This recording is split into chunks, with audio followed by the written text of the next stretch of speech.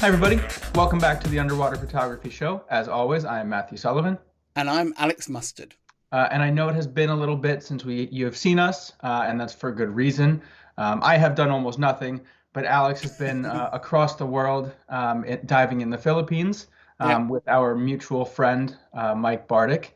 And it just so happens that Alex sat down and got to talk to Mike about all sorts of various things diving. For those of you who don't know Mike, he is the resort manager at Crystal Blue in Anilao. He has been there forever. So if you have been to Crystal Blue, you have met Mike. He is one of the pioneers of Blackwater diving in Anilao, maybe the pioneer of Blackwater diving. He founded the Blackwater Facebook group, which is enormous now. He has a book on Blackwater that of course, I'm drawing a blank on the name of, but It's called the World of Blackwater. there you go. And with this introduction, you can possibly guess what subtype of underwater photography I asked him questions about. So yes, Alex did talk to him a lot about Blackwater as well. But Mike's a super nice guy. This should be an entertaining talk. So with that, here is Alex and Mike live from Anilao. Hi, everyone. Alex here, your roving reporter from the field. The observant of you will work out where I am. I'm at Crystal Blue Resort here in Anilao in the Philippines, and I've just finished an underwater photography workshop here. My guys are outside at the moment making lots of noise, enjoying a happy hour at the bar here. And I am here now in the camera room to have a chat with Mike Bartick all about Blackwater photography. So I'm going to spin my phone around, aim it at a couple of seats. There's Mike. And come on round and have a chat. All right. So, hey, Alex. good to see you, Mike. You too. And I just want to say thank you so much for an amazing week. No, thank you. We've had such a great time, It's been and great. particularly the contributions you've made have really blown the guys away. Yeah. I'm not going to get too tight sidetracked, but Mike gave an incredible presentation with so much detail and knowledge about Blackwater photography, but particularly the species. It really opened all the group's eyes. You know, everyone knows about the sort of the A-listers, but it made the B-listers, the C-listers, the D-listers on that. This is important. Yeah, just so exciting. Yeah, So that's thanks. great. Thank you. I'm sure the first question everyone will want me to ask you is, a lot of underwater photographers find Blackwater photography a challenging type of photography. Yeah. So what are your kind of best tips that you found really help people get to grips with it? Well, Blackwater diving is kind of challenging. I think newer divers tend to overthink the whole process, floating around, you know. I like to tell people to just keep it simple. Don't overthink it. Don't try to take all your gear from your regular day macro dives on the Blackwater dives. Strip down what think about what you're going to need on the Blackwater experience, and just take those things with you. So you're not overloading, you're not task loading, you're not trying new things. It's really stripped back, super basic kind of straightforward photography. That was definitely something you said to my group. I mean, and people were going, should I do this, should I do this? And one of the things you said again and again was, do what you normally do. Yeah. Do what you're used to. Keep yourself comfortable. Keep it simple, yeah. I know one other thing that you've pointed out to the group that really helps newer Blackwater divers is, one of the hard things is getting the framing, getting the focusing. That's right. And people are always asking me, what focus mode should I use? What lens should I use? But I think more than that, it comes back to diving skills and buoyancy. And it really does. It really does. And, being buoyant, neutrally buoyant in the water for Blackwater is really, really important. So you're not flailing, you're not spinning things around. We're not on the substrate, but you can think of it in the same terms. On the substrate where you're frog kicking or scissor kicking sand on the habitat, you're basically doing the same thing in the open water. If you're kicking too much and flailing, you're making the subject spin around, destroying things. So being calm in the water is really important, and getting your buoyancy and just enjoying the experience of being there, and everything else comes. It takes about 3 or 4 dives. yeah. And then it really, really comes together. That's so true. I've really seen that in the workshop group. People, who are new to Blackwater find the first day or two, it's like, I'm never going to get these shots. And then suddenly they start to get it and they start to really fill out their portfolio. Yeah, that's right. One of the things I think is also important is also camera buoyancy. So do you try to make your camera neutral, or? I like my camera to be as neutral as possible for when I'm shooting video. If I'm shooting still photos, a little bit negative, but I still try to keep it as neutral as possible. Mainly because when you lift the camera in the water, it changes your buoyancy. You know, as a diver, you tend to start drift under the subjects, and then when you exhale, you know, the subject that you're trying to photograph is then kind and of that's blown with the away. heavy camera, it kind of pushes your buoyancy. That's right. It makes a lot of sense. You're lifting and it's changing your buoyancy. So having neutrality in the water all the way, it really helps you to get good focus and to stay in position with the animal. And when you're on a dive, you know, a big part of the dive is looking for subjects. Right. It is. I've seen you in the water, and you swim a lot. You know, you're kind of chilled, but also active. It's a strange combination. Well, you have to hunt. You know, you have to look around. You can't just. For me, I don't like to just sit in one place. I like to move around a lot. I like to go deep and shallow up, orbiting the line throughout the dive. And you know, I have a comfort level in the open water, so I like to explore and see what's out there. I really like that black water feel. Yeah. You know, black night. Getting away from the line. Yeah, just like out there on the edge, you know. There's nothing like it. It's really special. Yeah, and it's such an addictive type of diving. Yeah, Perhaps super. the most addictive. Super. I want to ask you about your camera and both your setup for stills and for video, because you shoot some stunning video. And actually, what we're going to do is I'm going to steal a few of the clips that you've shot during my workshop week and lay them over some of this video. Sure. But I'll grab my camera now and show you on here one of our groups trying to get in on this. So, okay, so here's Mike's rig. So talk us through what gear you're typically using on a Blackwater dive. Okay, so I'm shooting Nauticam housing, which is nice. 2 strobes. They don't have to be super powerful strobes. I actually prefer to use dome diffusers, but everybody has their own preference. I use a Nikon Z8, but with the 60mm lens for Blackwater. The Nikon 60 on the Blackwater is really just incredible. You have a slightly wider angle of view than you would with 105, and the working distance is very close to the port.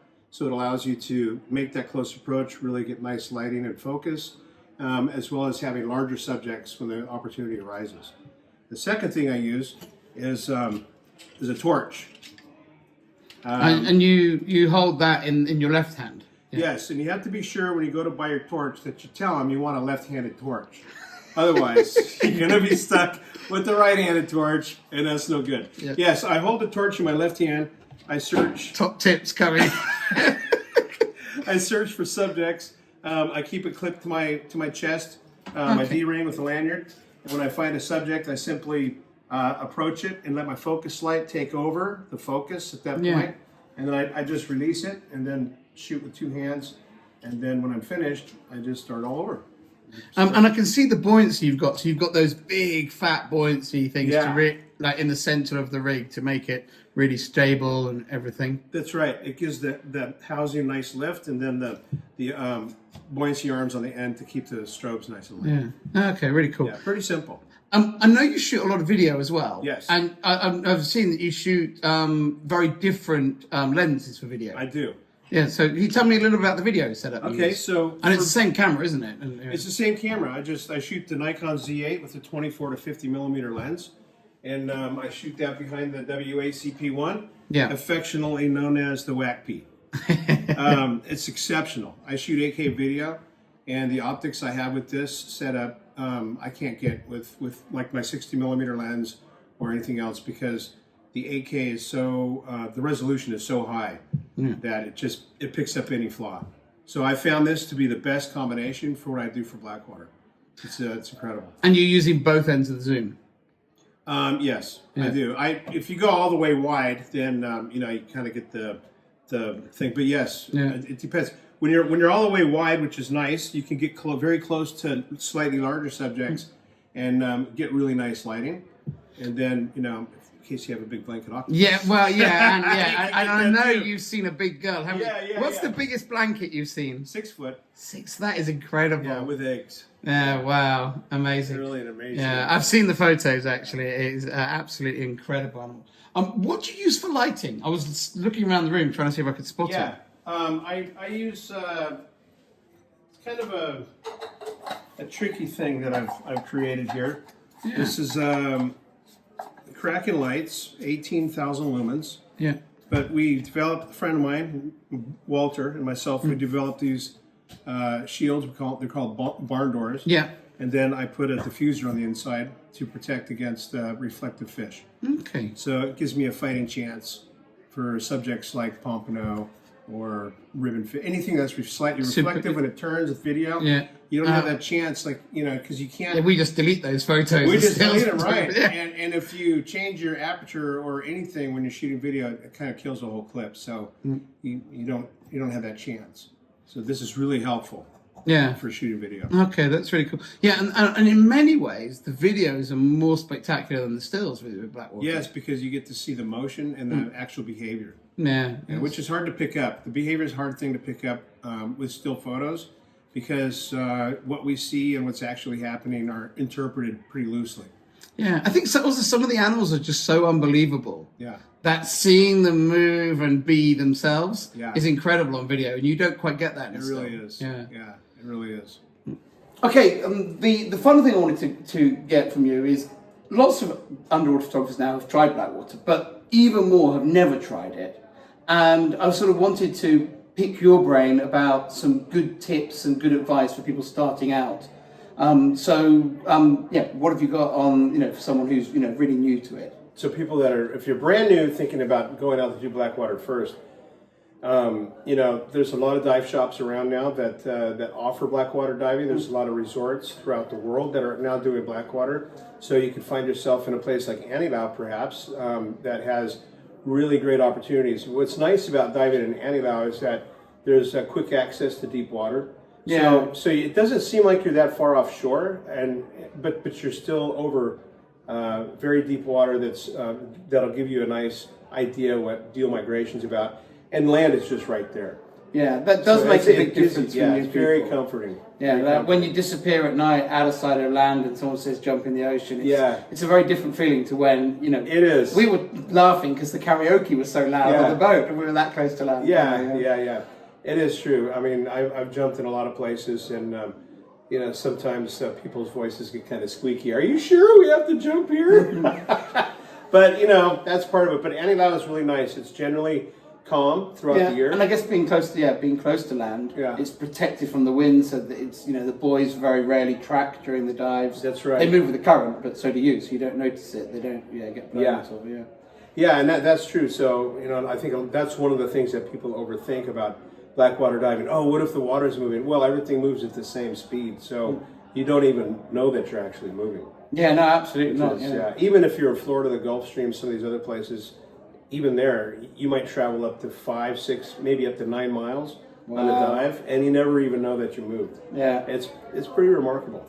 I think though, like rough water can be annoying just because the line is bouncing, and you kind of get this annoying light from the down line. You can, and if especially getting on and off the boat. So little extra safety when you're doing Blackwater, especially beginning. Check your air again, check it twice, make sure that everything's good. Pay attention to surface conditions before you get back on the boat. Be prepared with your camera gear before you get back on the boat. Clip everything off, be ready for that. So there's some common sense, but if you've never done it before, you don't really have the common sense yet. So you have to develop it. Yeah, and I think also when you take on something that maybe gets the heart rate up, that common sense isn't as available to you as well. Yeah, it's quite exciting. Then you see I've been on a few of those dives and the deck is really swinging. And but that's the nice part about Anilao. It's nice and calm. And, also, you have so many of the wish list creatures coming in here. We do. That is the thing that's really surprising. And every year we are seeing more and more stuff in here. I think mostly because there's more eyes in the water. As Blackwater has become very popular now, I think we have more divers in the bay looking and seeing things that are just mind-boggling. Yeah. Just crazy. And we've really stretched the imagination of scientists and with the whole thing. Because a lot of these subjects, they are traveling from very deep water, and we're seeing them in shallow waters having the Blackwater experience. And that's really what it's about. Being able to have that experience with these deep sea, totally exotic subjects at recreational dive decks. Yeah, it is fantastic, and you can see why so many people get addicted to it. Absolutely. Well, thanks so much for your time, Mike. Thank you. Much appreciated. It's a pleasure having you on the Underwater Photography Show. It's a pleasure being here. Yeah, and it will be great to have you on again because I know there's so many more questions I've got about Blackwater. That'd be great. Anytime. Thanks. Thank you.